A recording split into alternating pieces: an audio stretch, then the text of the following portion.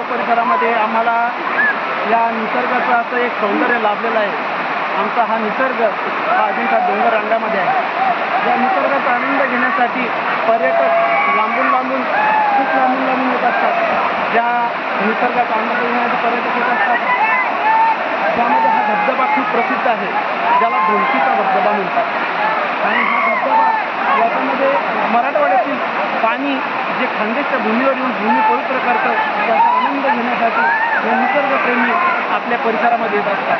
आणि या परिसराचा खानदेशातून, मराठवाड्यातून, विदर्भातून लांबून लांबून वेगवेगळ्या जिल्ह्यातून या निसर्गाचा आनंद घेण्यासाठी, या धबधब्याचा आनंद घेण्यासाठी या परिसरामध्ये हे लोक येत असतात.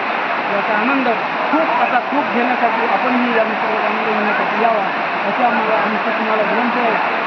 तरी पण हा आनंद खूप अमूल्य अशा निसर्गाची देणगी आम्हाला लाभलेली आहे.